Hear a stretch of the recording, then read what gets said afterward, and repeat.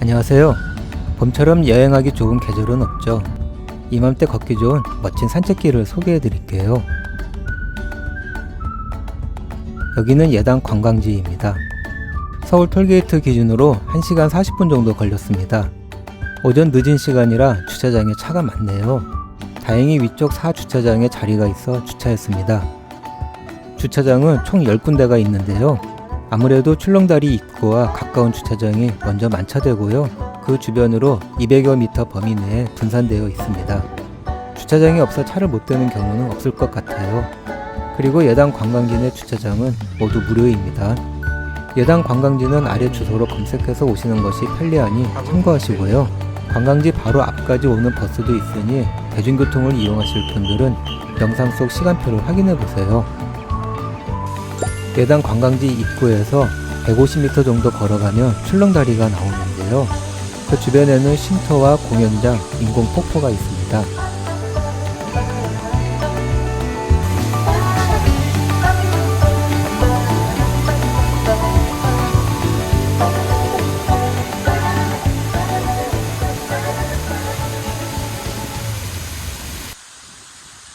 출렁다리에 들어서니 시원한 느낌이 드는데요.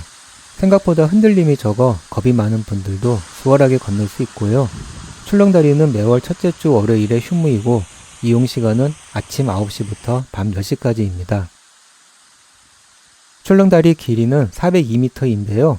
2019년 개통할 때만 해도 우리나라에서 가장 길었다고 합니다. 지금은 다른 곳에 최장 타이틀을 넘겨줬지만 5년 만에 780만 명이 다녀갈 정도로 예산의 최고 명물이 되었습니다. 출렁다리 중간에 주탑이 있는데요. 꼭 올라가 보시는 걸 추천드려요. 예당호 주변을 한눈에 감상할 수 있습니다. 예당호는 길이 8km에 둘레만 40km나 되는데요. 면적이 무려 여의도의 3.7배로 우리나라에서 가장 큰 저수지라고 합니다. 실제로 보니 실감이 나네요. 바다라고 해도 믿을 정도로 정말 넓었습니다.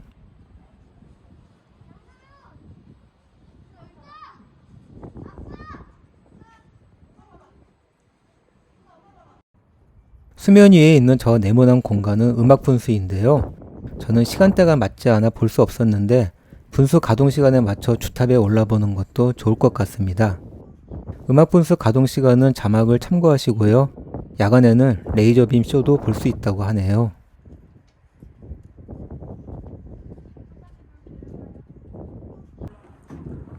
예당호는 전국에 내로라 하는 낚시 1번지이기도 한데요. 호수 위에 둥둥 떠있는 낚시 방갈로가 봄 풍경과 썩 잘 어울렸습니다. 출렁다리를 건너면 느린 호수길이 이어집니다. 산책길에 핀 철쭉이 정말 예쁘네요.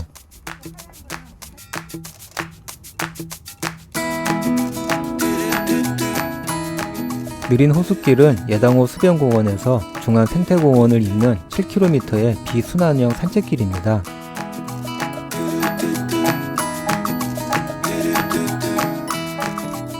저수지 가장자리를 따라 전 구간이 나무데크로 조성되어 있어 누구나 걷기 쉬운 길인데요. 걸음걸이에 따라 다르지만 2~3시간 아무 생각 없이 걸을 수 있는 더없이 좋은 산책 코스입니다.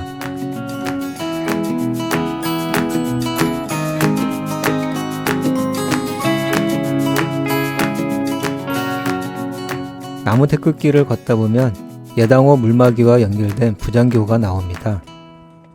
부장교는 수위에 따라 움직이는 물에 떠있는 다리를 말하는데요. 주변에는 근사한 펜션도 있어 머물고 싶어지네요. 느린 호수길을 걷다 보면 새로운 풍경이 눈에 들어와 무엇 하나 흠잡을 데가 없습니다. 산책길의 이름처럼 걷는 사람의 발걸음을 한없이 느려지게 하는 길이네요. 느린 호수길은 부장교를 건너는 것으로 끝나고요. 출렁다리 건너편에서 다시 이어집니다. 출렁다리로 돌아가려 했는데 오른쪽에 독특한 형태의 구조물이 눈에 들어오길래 궁금해서 가까이 가봤더니 수위 관측 시설이네요.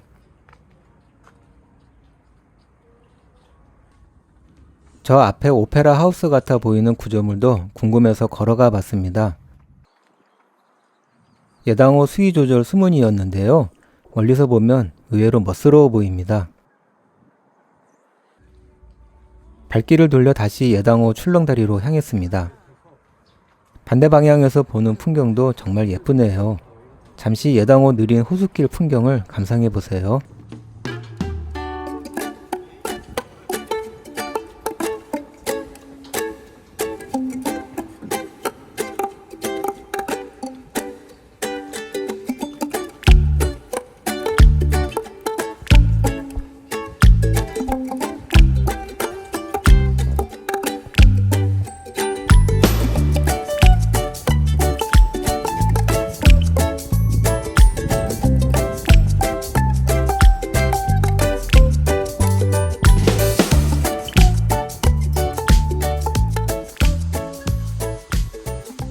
이제 예당 관광지를 둘러볼 생각인데요.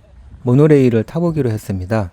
관광지가 제법 커서 모노레일을 이용하면 편하게 둘러볼 수 있다는 장점이 있습니다. 모노레일 탑승장은 관광지 입구 쪽에 있습니다. 매월 첫째 주와 셋째 주 월요일은 휴장이니 참고하시고요. 요금은 성인 기준 8,000원입니다. 저기 모노레일이 오고 있네요. 평일에는 12분 간격으로, 주말 및 공휴일에는 8분 간격으로 운행되고 있는데요. 사전 예약 없이 현장에서만 발권하니 이용 시 참고하세요. 이날은 평일이라 그런지 대기 시간이 거의 없었는데요. 인기 아이템이라 주말 성수기에는 대기 시간이 길 것 같아 보였습니다. 오르락 내리락 마치 놀이동산 열차를 타는 느낌이 들었는데요. 주변 풍광도 너무 보기 좋았습니다.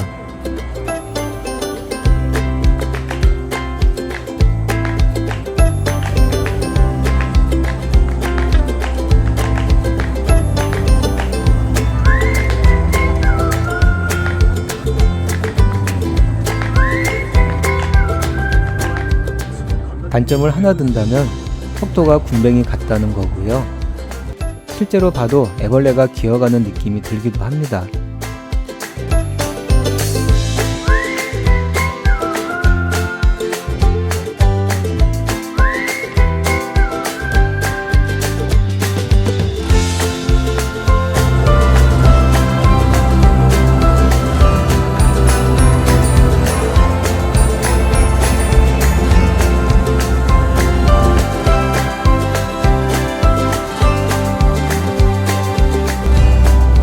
중간에 조형물을 보는 재미도 있고 정말 타볼만 합니다.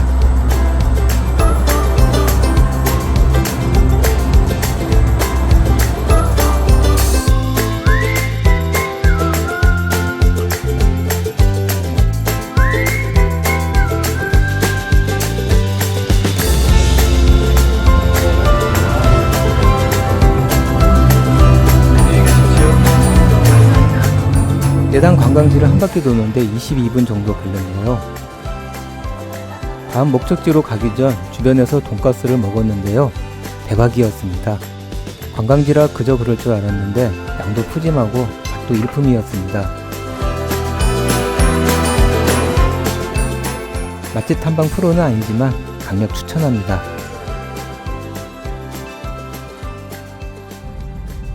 다음 목적지로 봉수산 자연휴양림으로 향했는데요. 가면서 보니 느린 호숫길이 예당호를 따라 끝없이 이어집니다. 일정 때문에 일부 구간만 걸었던 것이 너무 아쉬워 잠시 차를 세워두고 걸어봤습니다. 평화로운 느낌도 들고요.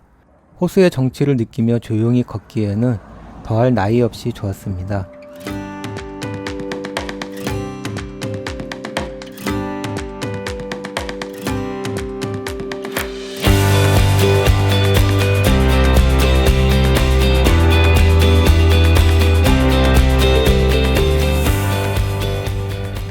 봉수산 자연휴양림까지 차로 10여 분 걸렸고요. 차는 봉수산 자연휴양림 입구에 있는 등산 차량 전용 주차장에 대시면 됩니다. 주차비는 무료입니다. 주차장 바로 앞에 보이는 구름다리를 건너가면 봉수산 자연휴양림입니다.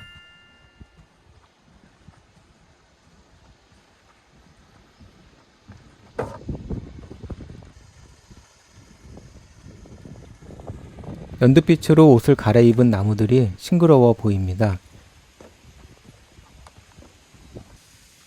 길가에 핀 형형색색의 튤립도 참 예쁘네요. 저는 오늘 하늘 데크를 가보려고 해요. 입구에서 조금만 걸어가면 오른쪽에 수목원과 곤충 생태관이 나오는데요. 곤충 생태관으로 들어가서 엘리베이터를 타세요. 2층에서 안내 표지에 따라 밖으로 나가시면 됩니다.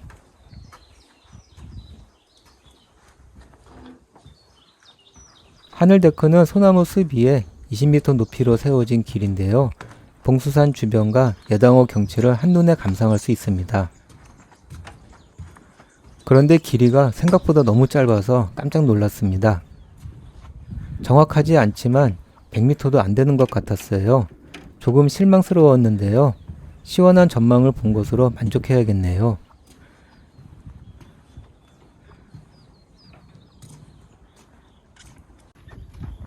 하늘데크는 등산로와 무장의 숲길과도 연결되어 있는데요. 시간이 되시는 분들은 들러봐도 좋겠네요. 저는 일정상 다음을 기약하고 곤충 생태관을 둘러보기로 했습니다. 곤충 생태관은 아이들 교육 목적으로 만든 전시관 같았습니다. 규모는 작지만 곤충 체험을 할 수 있는데요.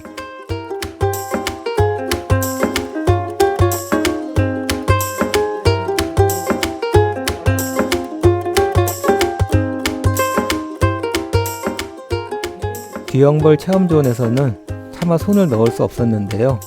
왠지 조금 무서워서 보는 걸로 만족했습니다.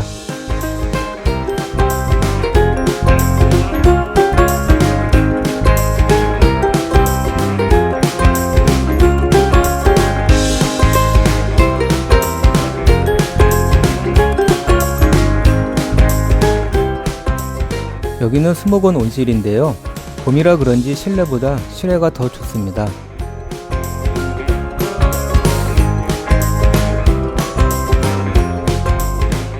풍경이 좋아서 의자에 앉아 잠시 여유를 부려보았는데요. 산들산들 봄바람도 좋고 무엇보다 한적해서 정말 좋네요. 시간이 늦었지만 오늘의 마지막 여행지인 수덕사로 향했습니다.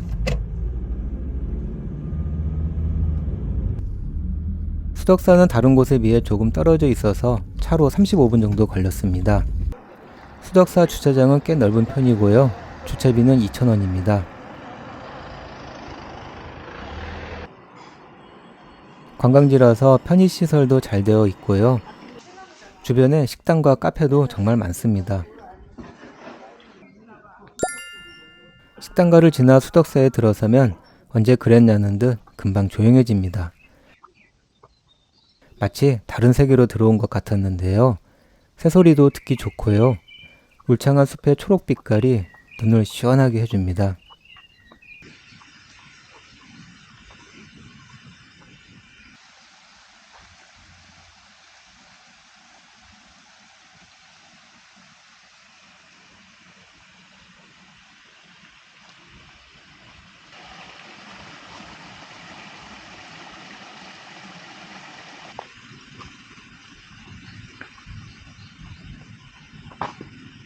수덕사는 백제 위덕왕 때 창건한 유서 깊은 고찰이고요.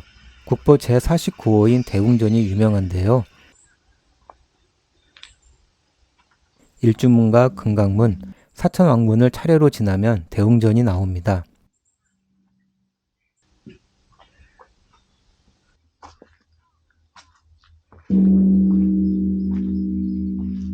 대웅전은 고려 충렬왕 때인 1308년에 건립됐는데요. 현존하는 가장 오래된 목조 건축물입니다. 대웅전 앞에 있는 3층 석탑도 고려시대에 만들어진 것이라고 해요.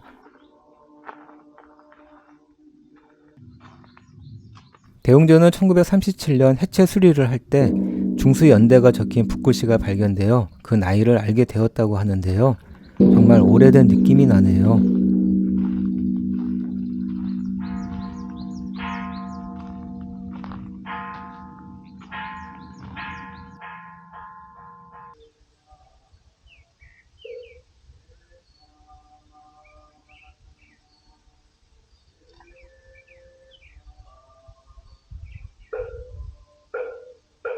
측면의 기와 곡선이 정말 아름답습니다.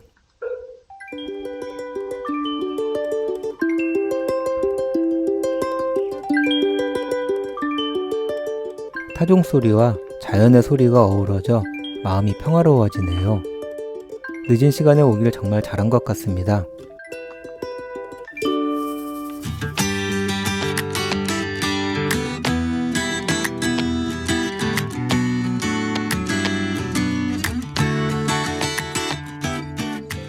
사찰의 고즈넉한 분위기를 뒤로하고 오늘 여행을 마치겠습니다.